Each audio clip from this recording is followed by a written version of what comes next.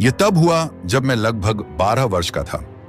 मेरी माँ मुझे और मेरे भाई बहनों को गर्मी की छुट्टियों के दौरान मेक्सिको में अपने गृहनगर में अपनी माँ से मिलने ले गईं। जैसे ही हम वहां पहुंचे, हमें बताया गया कि पड़ोसी के घर के करीब न जाइए। वहां अजीब चीजें घटित होती दिख रही थीं। जाहिरा तौर पर सड़क के पार रहने वाला 16 साल का व्यक्ति भूत प्रेत से ग्रस्त था। मेरी दादी ने वास्तव में उसके अंदर शैतान है वाक्यांश का प्रयोग किया था। इसकी शुरुआत उस लड़की को किसी की फुसफुसाहट सुनने से हुई। फिर उसने दावा किया कि वह हर जगह उसके पीछे आने वाले कदमों की आवाज सुनने में सक्षम थी। उसने खाना सोना बंद कर दिया और हर सुबह उसके पूरे शरीर पर खरोंचें और चोट के निशान दिखते। पुजारी को बुलाया गया था और उसने कई बार घर पर आशीर्वाद दिया था, लेकिन यह रुकने का नाम नहीं ले रहा था। उसके माता पिता को अपने अन्य बच्चों को दादा दादी के साथ रहने के लिए भेजना पड़ा, क्योंकि वे उसके साथ घर में रहने से बहुत डर रहे थे, क्योंकि उसके साथ हिंसक उन्मत्त घटनाएं होने लगी थीं। शहर के कुछ लोगों ने कहा कि जब वे उस घर के पास से गुजरे तो उन्हें बेचैनी महसूस हुई, और कुछ ने तो यह भी दावा किया कि उन्होंने परछाइयां देखी और अजीब आवाजें सुनी।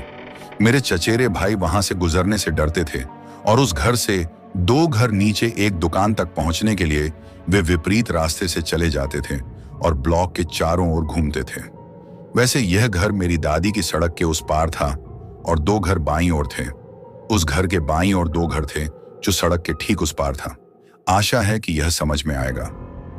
दोबारा वे पुजारी को बुलाने गए और एक बार फिर दाग साफ किया और प्रार्थना की, जबकि पुजारी ने घर को आशीर्वाद दिया और दीवार पर पवित्र जल फेंका। सुबह तक दाग वापस आ गया। यह बात शहर भर में फैल गई और लोगों ने इकट्ठा होकर प्रार्थना समूह बनाए। ऐसा लग रहा था कि वे बिना रुके प्रार्थना कर रहे थे। लोगों का एक समूह चला जाएगा और अन्य आ जाएंगे। सभी के हाथ में माला की माला है।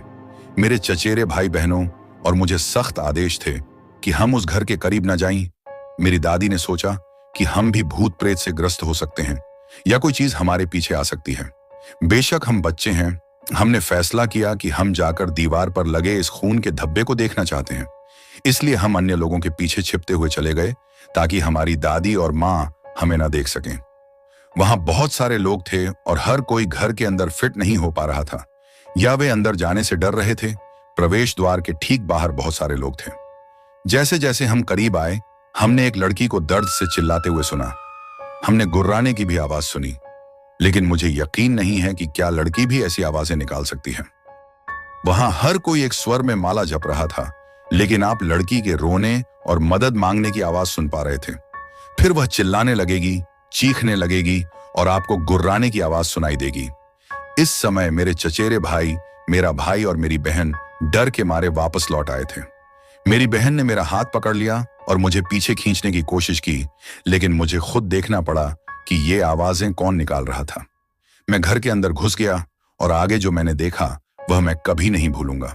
मैंने एक लड़की को घर के तख्ते पर रस्सियों से बंधा हुआ देखा। वह लगभग केवल त्वचा और हड्डियां ही लग रही थी। मुझे नहीं पता कि मैं क्या देखने की उम्मीद कर रहा था, लेकिन इसने मुझे चौंका दिया और मैं हाँफने लगा। एक पल के लिए ऐसा लगा जैसे उसने मेरी बात सुनी और मेरी ओर मुड़ गई। कसम से वह सीधे मेरी ओर देख रही थी और मुस्कुरा दी। मैं अपनी जगह पर जम गया था और हिलने डुलने में असमर्थ था। तभी मुझे लगा कि किसी ने मुझे इतनी जोर से पीछे खींचा है कि मैं लगभग अपना संतुलन खो बैठा। यह मेरी दादी थी जो मुझे वहां से खींच रही थी। मुझे नहीं लगता कि मैंने उसे कभी इतना पागल देखा था। वह बांधने लायक थी। जैसा कि सामान्य बात है, अवज्ञा करने के कारण मुझे बहुत परेशानी हुई। केवल इस बार मुझे वास्तव में खेद है कि मैंने ऐसा किया। मैं बहुत डरा हुआ था और जब भी मैं अपनी आंखें बंद करता था तो मुझे उस लड़की का चेहरा और मुस्कुराहट दिखाई देती थी। मैंने निश्चित रूप से सोचा कि वह डीली हो जाएगी और मेरे पास आएगी। उसके कुछ दिनों बाद हम वापस अमेरिका चले गए। आखिरी बार मैंने सुना था कि लड़की बेहतर हो गई है। किसी को यकीन नहीं है कि पुजारी का हर दिन घर पर आकर आशीर्वाद देना या शहर के लोगों के लगातार प्रार्थना करने से उसे मदद मिली, लेकिन वे कहते हैं कि एक चुड़ैल ब्रूजो को भी बुलाया गया था। उनका मानना था कि यह कोई भूत प्रेत का कब्जा नहीं, बल्कि जादू टोना काला जादू का एक बहुत ही मजबूत मामला है।